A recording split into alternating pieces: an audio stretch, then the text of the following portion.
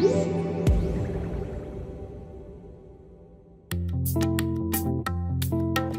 Galaxy Note 9 has everything you could ask for in a big screen smartphone. It's got a great display, powerful performance, a versatile camera, and day-long battery life, as well as an S Pen that's a little more usable. But it costs $1,000, so is it really worth that high price tag? Let's find out. The Galaxy Note 9 has a Snapdragon 845 processor inside with 6 gigs of RAM. That's for the 128 gigabyte version. There's a 512 gigabyte version that gives you 8 gigs of RAM.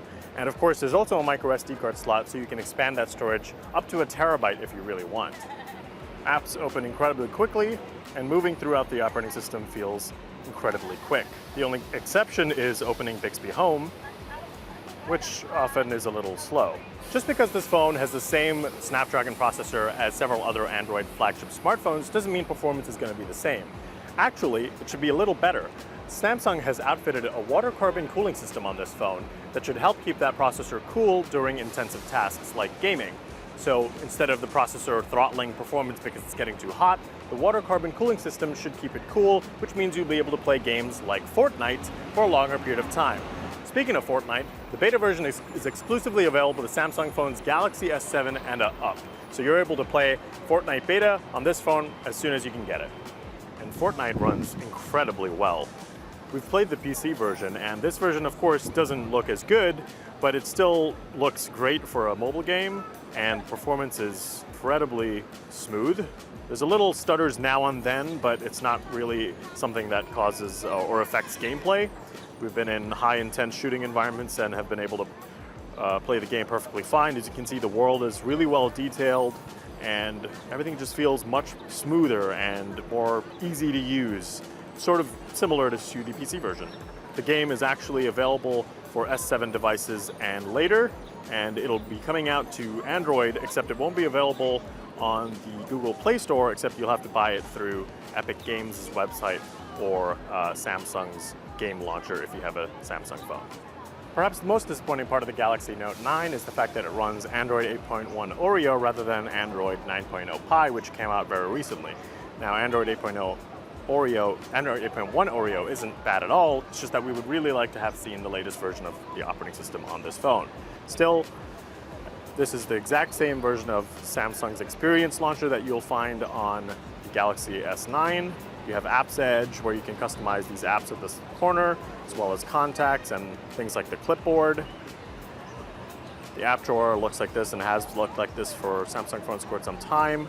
And of course you have things like Bixby on the left-hand side, which we will get to soon. Well, one of the key features of the Note series has been the S Pen, and Samsung has made some pretty big improvements that make it a little more usable. First off, it's now in this yellow color when you get the Ocean Blue edition, which is pretty nice. And you can do things like things we've seen before. For example, Screen Off Memo lets you write quick notes on the screen, and you can keep going forever, and these get saved into the Samsung Notes app, which is pretty handy when you need to quickly write down some information. Or you can do things like translate text when you're reading an article, for example. You can highlight over a word, and you can see that it's translating through Google Translate. There's also things like Live Message, which we've seen before, but one of the cool key new features of the S Pen is Bluetooth. Basically, this S Pen light right here has Bluetooth low energy fitted inside. So what it can do is control the Note phone up to 30 feet away to do sort of a variety of things. For example, one of the key things that we've set right now is to launch the camera, and that's actually the default feature. So if I press and hold this, you can see that it opens the camera app. I can double tap to take a selfie, double tap again to go to the main camera, and then I can press at once to sort of take a photo. And this is actually really helpful if you want to, say, do a selfie video or a selfie and you want to sort of get this arms wide approach and get your face in the shot, or maybe it's a group photo you're taking. Even more, it lets you be more creative when you're trying to take photos. For example, you can place the Note 9 on against a tree right here, for example, and try and take a photo of you in the backdrop further away, because this thing can go up to 30 feet, which is pretty nice. Some other things that you can actually customize in the S Pen settings are Basically, you can change the default app that you want to open. So right now you can see it's set to opening the camera, but you can change that if you want. If you're in the gallery app, you can use this to sort of slide through pictures back and forth. You can do that with Chrome as well. You can go forward and back.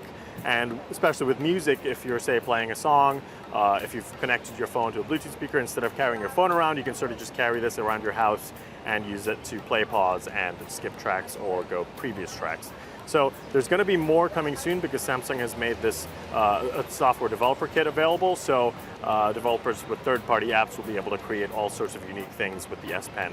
And we're excited to see what other functions that the S Pen, a remote, which acts as a remote basically, will allow.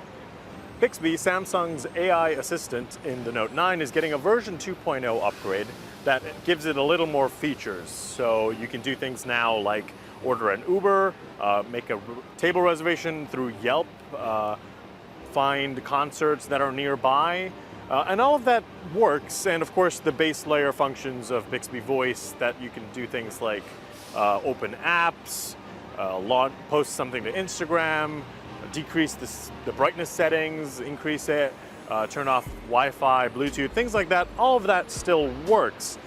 Bixby, though, just still doesn't feel as useful as things like Google Assistant, which is also available on this phone, because it still has trouble with context. That being said, you can still use Bixby to do all those normal phone functions. We just still don't think that it's worth using it over Google Assistant, for example.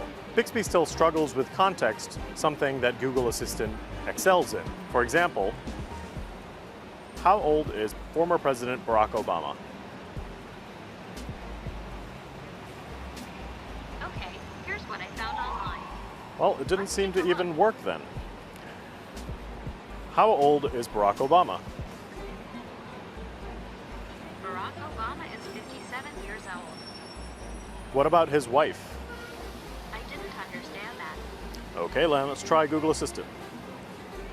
How old is Barack Obama? What about his wife? So Google Assistant seems to have easily managed it, but Bixby seems to have failed.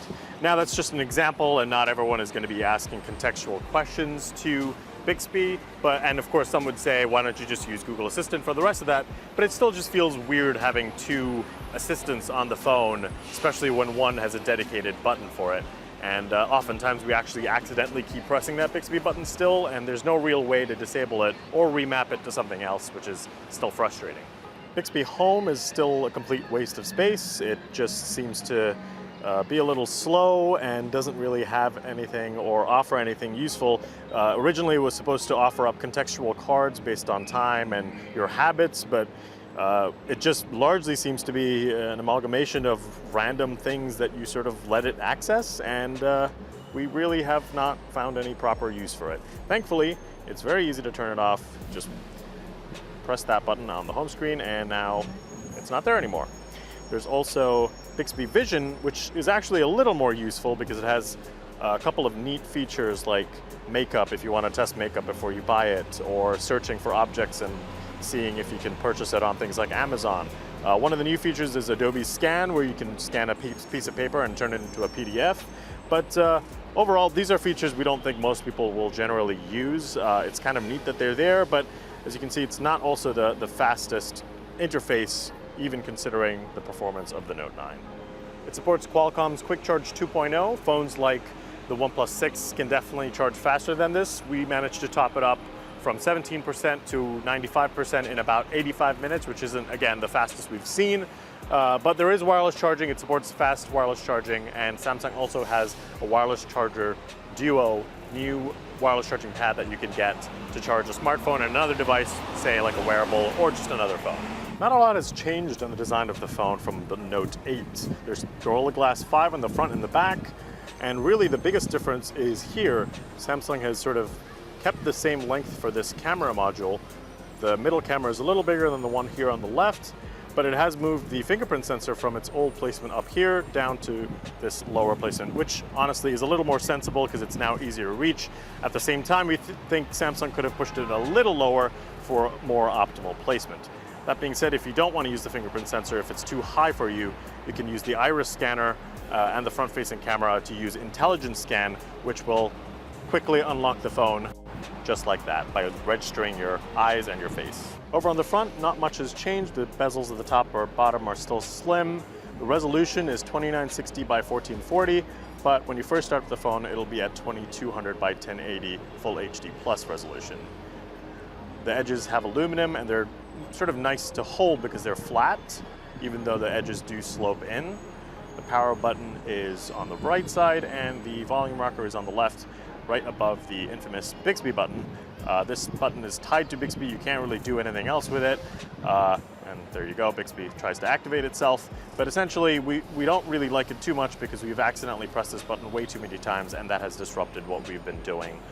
Say if we're sending an email and accidentally pressed it, then it just interrupts the experience, and that's a bit frustrating. Over on the bottom is the headphone jack, which is always nice to see. USB-C charging port, bottom firing speaker. That works actually in tandem with the top speaker for stereo sound, and the S Pen, which you can press to take out.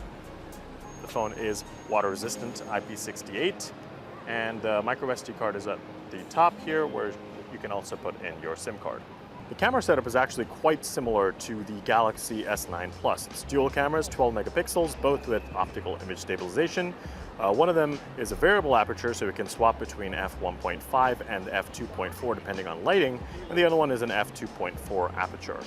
The camera app opens quickly and it takes pictures relatively quickly. You have the same features as the S9, such as live focus, which adds the blur around a subject. And of course, super slow-mo lets you shoot slow motion video at up to 960 frames per second. You won't have any issues with daylight photos on this phone. They look great, well detailed and sharp. And even the 2x optical zoom looks pretty great. Thanks to that variable aperture, low-light photos also look really good. There's a lot of detail that Samsung can capture that other phones can't. And it does an okay job with managing color temperature as well. So what exactly is new with the Note 9's camera then? Well, Samsung has added AI in there. So basically, like you might have just noticed over there, the camera can identify up to 20 scenes, ranging from things like sunsets to trees or plants and flowers. And what it does, it then adjusts contrast, exposure, brightness, color, things like that, to sort of give you a better photo based on what the AI thinks it should look like. So we haven't really noticed that much of a difference when comparing these photos with the, say, Galaxy S9, but basically, we like what Scene Optimizer does for the most part. It does seem to oversaturate food, but everything else seems to look pretty good. So for example, this is the Galaxy Note 9 photo, and it looks pretty good, right? And now when you compare it to the Galaxy S9 photo, you can see what Scene Optimizer did. It essentially boosted the colors ever so slightly, and it made the contrast a little better, darkened some of the parts. S9 photo just looks a little too bright for our liking. This actually does look like a photo I'd share over this one. So that's the Galaxy Note 9. It costs $1,000 for the base model, and the 512 gigabyte model will cost you $1,250, and sales start on August 24th. So should you buy it? If you're coming from a Galaxy S9, S9 Plus, or Galaxy Note 8, probably not. The upgrades won't seem that much to you, especially for such a high cost. However, if anyone's seeking just a large screen phone that has sort of everything in it that you would want, and you really like the idea of the S Pen, then you can't go wrong with the Note 9.